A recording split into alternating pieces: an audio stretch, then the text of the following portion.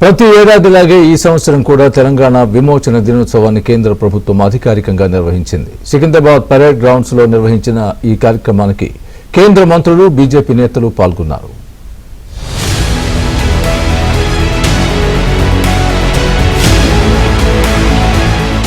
తెలంగాణ విమోచన దినోత్సవాన్ని కేంద్ర ప్రభుత్వం హైదరాబాద్ లో నిర్వహించింది.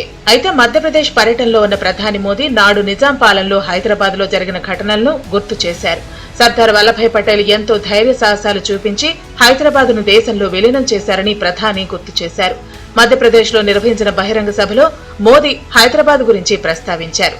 నిజాం ఆకృత్యాల నుంచి హైదరాబాద్ సంస్థానానికి విముక్తి కలిగిందని, దీనికి గుర్తుగా హైదరాబాద్ విమోచన దినం నిర్వహిస్తున్నామని తెలిపారు. 17 सितंबर को एक और ऐतिहासिक अवसर है। आज ही के दिन देश ने सरदार पटेल की फौलादी इच्छा शक्ति का उदाहरण देखा था। भारतीय सेना ने हैदराबाद को अनेकों अत्याचारों से मुक्त कराकर उनके अधिकारों की रक्षा करके भारत के गौरव को पुनः प्रस्थापित किया था. తెలంగాణ విమోచన దినోత్సవాన్ని కేంద్ర ప్రభుత్వం పరేడ్ గ్రౌండ్స్ లో ఘనంగా నిర్వహించింది. కేంద్ర సాంస్కృతిక శాఖ ఆధ్వర్యంలో నిర్వహించిన ఈ వేడుకలకు రక్షణ శాఖ మంత్రి రాజ్నాథ్ సింగ్ హాజరయ్యారు.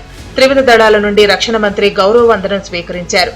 తెలంగాణను నిజాం పాలకుల నుండి విముక్తి కల్పించి దేశంలో విలీనం చేయడంలో కీలకంగా వ్యవహరించిన ఆనాటి హోంమంత్రి సర్దార్ వల్లభాయ్ పటేల్ విగ్రహానికి, సైనిక అమరవీరుల స్తూపానికి నివాళి అర్పించారు కేంద్ర మంత్రి.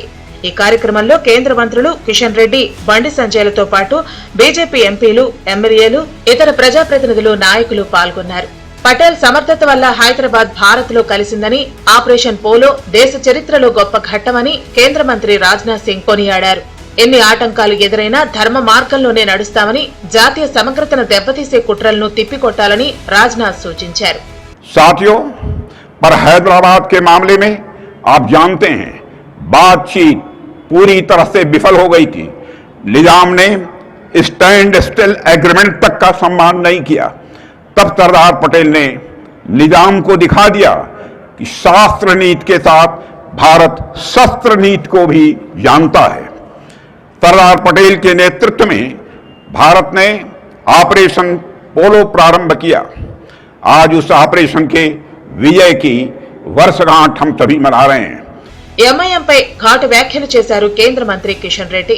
ఎంఐఎంకు భయపడి చరిత్రను వక్రీకరించేందుకు అనేక పేర్లు పెడుతున్నారని మండిపడుతున్నారు. 3 ఏళ్ల తర్వాత ప్రతి గ్రామంలో హైదరాబాద్ విముక్తి ఉత్సవాలు నిర్వహిస్తామన్నారు. ఈ రోజు ఈ యొక్క గత 78 సంవత్సరాలుగా ఈ యొక్క హైదరాబాద్ ముక్తి దివస్, హైదరాబాద్ లిబరేషన్ డే జరపకపోవడానికి కారణము ఏదైతే నిజాం రాజ్యంలో కాసిం రజీ నేతృత్వంలో ఎంఐఎం పార్టీని స్థాపించి వాళ్ళ ప్రైవేట్ ఆర్మీ అయినటువంటి రజాకారులు ఆ రోజు ఇక్కడ 3 అంగుళ జెండా ఎగరకుండా వందే మాతరం అంటే అనేక మందిని ఏ రకంగా ఊచకోత కోశారో మనకు తెలుసు. నిజాం మెడలు వంచి తెలంగాణ రాష్ట్రానికి విముక్తి కల్పించిన వీరుడు సర్దార్ వల్లభాయ్ పటేల్ అని కేంద్ర మంత్రి బండి సంజయ్ కొనియాడారు. నాడు తెలంగాణ భారత్ లో విలీనం కాకుండా ఉంటే మరో పాకిస్తాన్, మరో శ్రీలంక, మరో బంగ్లాదేశ్ లా మారేదన్నారు. ఆకలి కేకలతో కల్లోల దేశంగా తెలంగాణ మారేదని ఆందోళన వ్యక్తం చేశారు. ఇలా తెలంగాణ చరిత్రను, తెలంగాణలో జరిగిన అకృత్యాలను, ఈ వీర పోరాటాలను ప్రపంచానికి చూపించకపోవడం నిజంగా దారుణమైన విషయం. ఇవాళ ఈ సందర్భంగా ఈ పోరాటాలను ఎప్పుడు మర్చిపోవద్దు.